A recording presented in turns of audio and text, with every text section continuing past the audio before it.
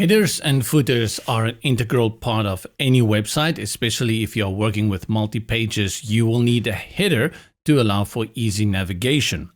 Within the builder, you get special headers and footers within the Pro version.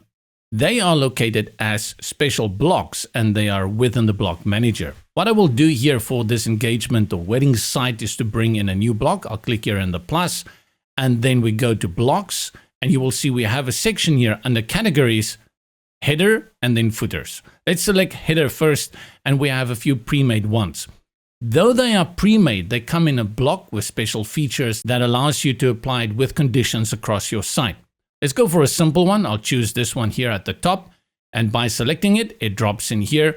And then what I'll do, I'll go to the reorder sidebar and drag it to the top. That's where the header should be. Let's have a quick look at what do we have here. Technically, it is a block, but it is a block with special functionality. Go all the way to the left where you see menu and select that. First of all, your header can be sticky, and by default, it is set to sticky.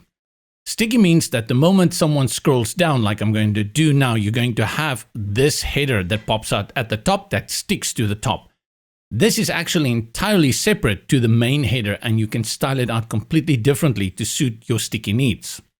Next to sticky, you have static, which means it will remain at the top, and as I scroll down, it disappears. The last one is fixed, and fixed means it will stay at the top as we scroll down. Let's put it back on static and then look at the other options that we have here. This is very important when we come to the assignment of the conditions of the header, because now, instead of creating a header every time for each and every page, we're simply just going to assign it across our site. And for that, we're going to select Make it Global. Once we have done that, we can select on which pages we want it to display. And I'm going to go ahead and select All, because I want this header to apply across my site. And that's it. Save it, and then close out. And now this header will appear on each and every new page you create, as well as pages you've already created. All the styling features that you need for a header appears here. You can upload an image to the background. You can change the color. You can add a border and even a little bit of a drop shadow there if you want to create separation between the header and your first hero section. And then you can save it. And as usual, you have control over the width and the styling like padding and margins, even giving it a corner as well as a divider.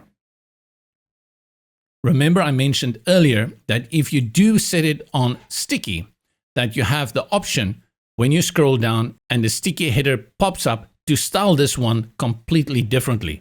So for instance, I would probably want to make this a little bit transparent, and we can even put it on a darker color and maybe even change out the logo to another one. Apart from the header, we also have a footer block, which more or less acts the same as the header. Let's go back to our block manager and you will see footers here at the bottom that comes with these pre-designed footers that you can use, which is again great if you want the footer block. I'll select this one. This is a great place to drop in again another menu, and from the footer block all the way to the left, you will see you have the option again to make it global.